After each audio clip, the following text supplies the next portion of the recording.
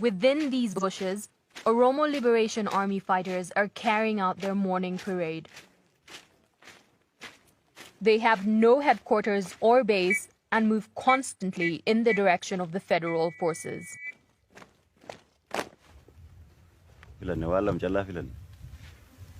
Sagri tokko baasne gidduu kan keenye sagriin sadi weerara dhufe waan kan hojjennaa jechuun mallattoo lama baafannaa durattiif duubatti battala waan sadi callaa. Since the start of the war, the OLA has fought many battles with the army. It now occupies territory located only a few hours' drive from Addis Ababa. Today, these soldiers are training for combat.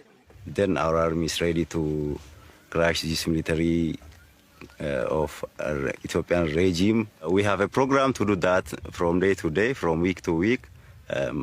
In a month, we have a plan to do the practice, and also we do something on the field rather than practice always. The men enlisted by the OLA are not professional fighters. Some were students, others were working.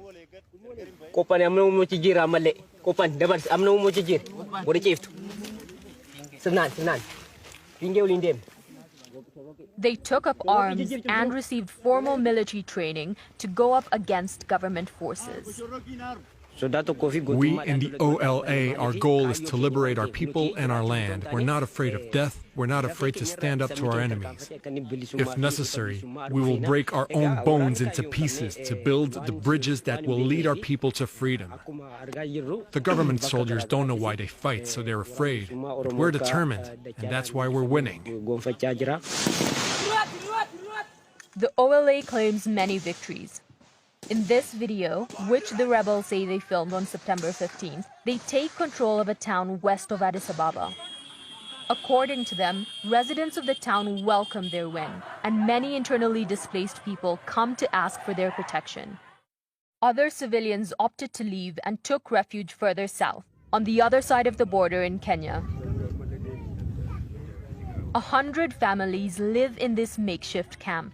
They left everything when the army invaded their village. They explained that the military killed one of their own and were planning to execute some men in the village. They told us this boy wasn't going to be the only one killed, that they had a list of 17 men who were going to be executed. So we were very scared. We immediately decided to flee to Kenya. That was on April 15th. No access to water or a doctor. Living conditions here are harsh, and village elders are unable to say when it will be possible to return to Ethiopia. At the moment, there is fighting between Oromo and Amhara forces who are collaborating with the government. Recently, I heard on radio that 20 Oromo were killed. Their houses were burned. The situation is still terrible, and killings are still being carried out. About this war, I can't do anything about it, and I don't think we can expect much from it. It's not going to change our lives. While he remains doubtful, OLA soldiers say they're fighting for civilians. They want to help the people they consider oppressed by Prime Minister Abiy Ahmed's government. They steal our property, they rape women, even pregnant women who end up losing their babies. Parents and their children are killed in front of each other.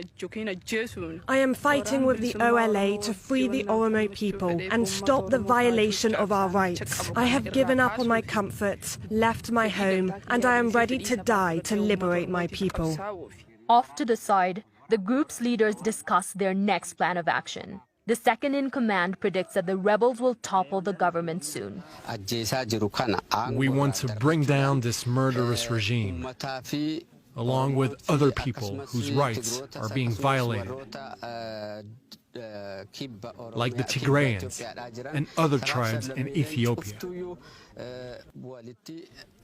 We will unite and form a transitional government that will take care of all the people who have been oppressed. The rebel groups are unable to say when they plan to attack Addis Ababa, but they're less than 200 kilometers from the capital. To suppress them, the Prime Minister declared that he's leading troops to the front line. In the meantime, the rebels say that they're confident that soon they will take power.